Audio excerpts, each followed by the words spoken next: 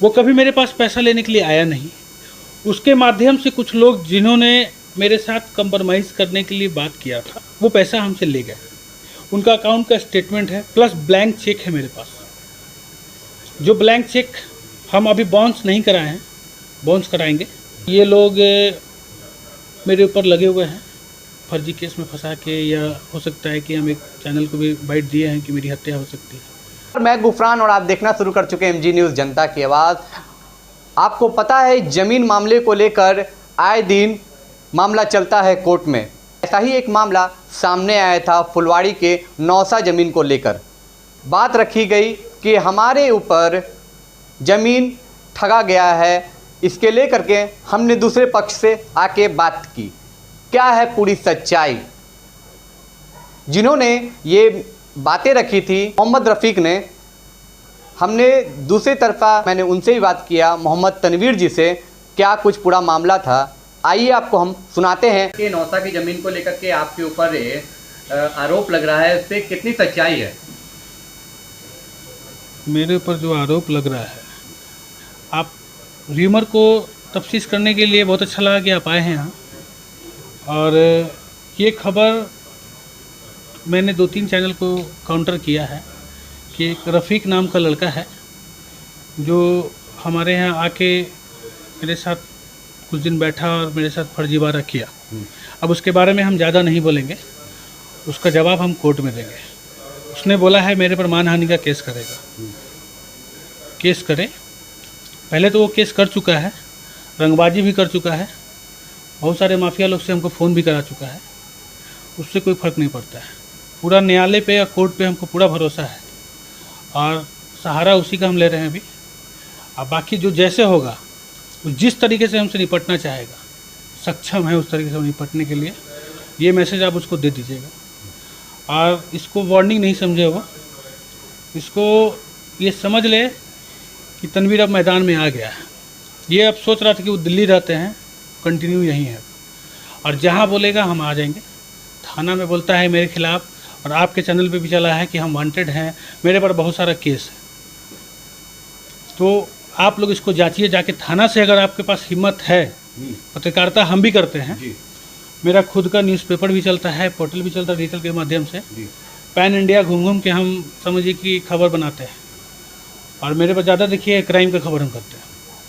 Crime की खबर पे हम बेहिचक लिखते हैं। जब पत्रकारिता कर रहे हैं तो पत्तल चाटने वाला काम नहीं करते हैं, एकदम बेहिचक लिखते हैं। लिखिए आप लोग भी, आप लोग यंग हैं, हम लोग तो थोड़ा चलिए सब तरह का दुनिया देख रहे हैं। आपको यही गुजारिश है कि आप एक ग्राउंड लेवल पे जाके मेरे चाचा लोग से और गांव में कुछ लोग हैं उनसे आप बात कीजिए कि क्या सच्चाई है, कौन क्या बोल रहा है। लेकिन जिस तरह से आपके ऊपर आरोप लगा है, देखिए आरोप मेरे पर लगा है कि मैंने पैसा लिया। वो कभी मेरे पास पैसा लेने के लिए आया नहीं। उसके माध्यम से कुछ लोग जिन्होंने मेरे साथ कंप्रोमाइज़ करने के लिए बात किया था, वो पैसा हमसे ले गए। उनका अकाउंट का स्टेटमेंट है प्लस ब्लैंक चेक है मेरे पास। जो ब्लैंक चेक हम अभी बाउंस नहीं कराए हैं, बाउंस कराएंगे। और आपके माध्यम से हम बोल रहे हैं कि हो सकता है कि ये लोग मेरे ऊपर लगे हुए हैं फर्जी केस में फंसा के, या हो सकता है कि हम एक चैनल को भी बाइट दिए हैं कि मेरी हत्या हो सकती है। तो उससे हम डरेंगे नहीं। क्या न्यायपालिका पे आपको विश्वास है? पूरा भरोसा है।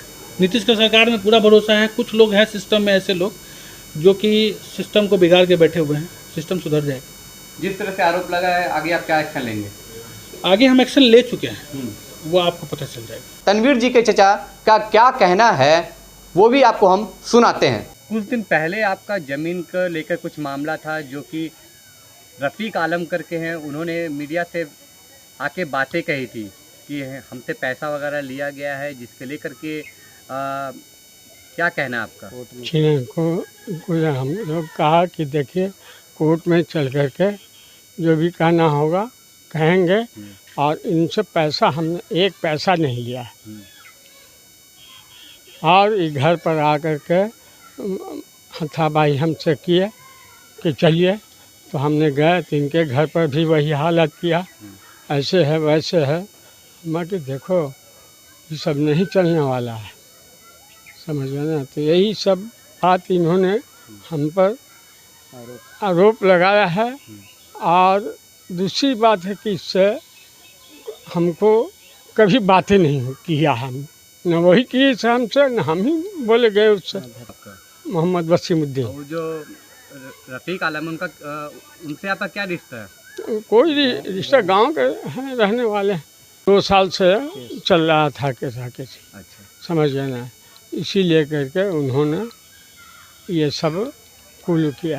ठीक। जो रफ़ीक आलम ने आकर मीडिया से बातें की प्रेस कॉन्फ्रेंस के जरिए कि एशियन टाइम्स में खबर चला था, अब उनकी बात जानने के बाद आप लोगों का भी बात जानना ज़रूरी था कि आखिर ये ज़मीन का मामला क्या चल रहा है? ज़मीन का मामला ये है कि हमारी ज़मीन है ख़ानदानी। कहाँ और पे? ये सामने है हमारा 988 प्लॉट है, जो हमारे परदादा छड़दादा के नाम से चल रहा है, ठीक है। इस पे ज़मीन पे एक डीड दिखा करके इन लोगों ने सब एग्रीमेंट करा लिया जैसे तैसे करके।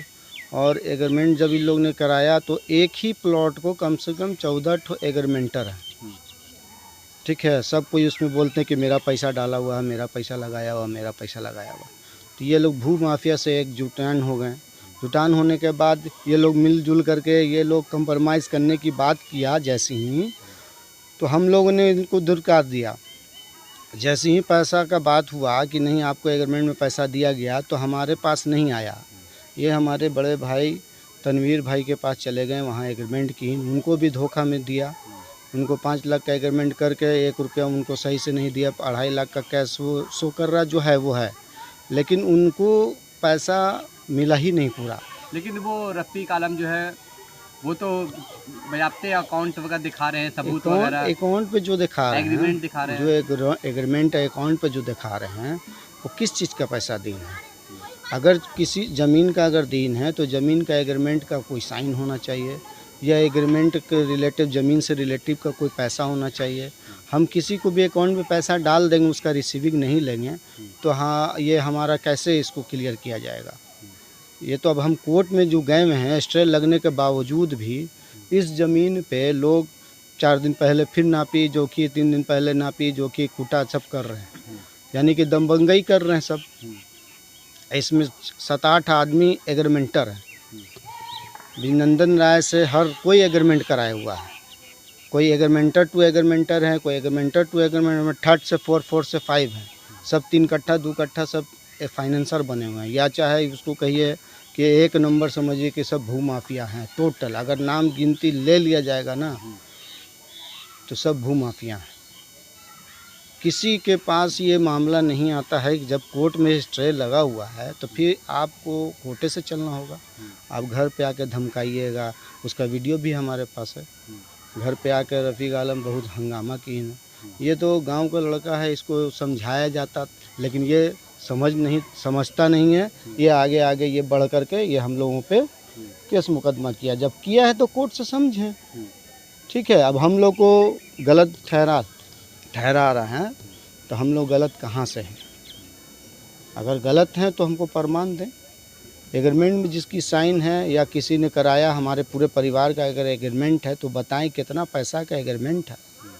जो एग्रीमेंट का पैसा वो ये पैसा है, लेकिन आप किसी और को पैसा दे दीजिएगा और वो पावर दिए हुए हैं, वो पावर देने के बावजूद वो इस एग्रीमेंट में है किसका?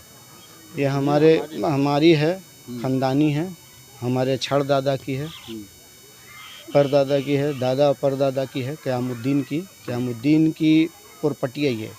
और इसमें एक डीड के बारे में जिक्र करता है कि बीबी सकीना बेची ने। तो दादा की ससुर की प्रॉपर्टी बहू का राइट कहूँ अगर होता है बेचने का तो 2 आना होता है, ठीक है। लेकिन कहीं नहीं है राइट है कि बेचने का, क्योंकि उस वक्त मेरे फादर लोग, चचा लोग सब बालिग थे। 75 में 66 में हम लोग ने मस्जिद को रजिस्ट्री किया है बाई रजिस्टर्ड। मस्जिद को 2 डिसमिल ज़मीन हम लोगों ने अब्बा लोग सब रजिस्ट्री की है 66 में, 1966 में। जब 1966 में रजिस्ट्री कर रहे हैं तो ये ज़मीन क्यों नहीं रजिस्ट्री करेंगे? इस ज़मीन पे कहूँ गवाही नहीं है, ना पहचान है ना गवाही है चारों बेटा का, यानी क़यामुद्दीन के चारों पोता का कहूँ साइन नहीं है, निहालुद्दीन बीबी सकीना के चारों बेटा का कहूँ नहीं है। अच्छा, अब आगे क्या चाहते हैं आप? आगे चाहते हैं कि हमारा कोर्ट में जो लोग गलत लोग केस किया है, ये जब गलत किया है, एफआईआर करा दिया, ये करा दिया, वो करा, उससे क्या होगा? उससे कुछ होगा? हम लोग चाह रहे हैं कि कोर्ट से अब हम लोग का डिग्री होगा, हम उसका डीड कैंसिल करा रहे हैं, उसका स्टे लगवाए हुए हैं, वो अपना जवाब दे कि तुम खरीदे तो कैसे खरीदे हो, किससे खरीदे हो, अगर खरीदे भी तो किसकी प्रॉपर्टी है वो, पहले वो देखें प्रॉपर्टी है किसकी।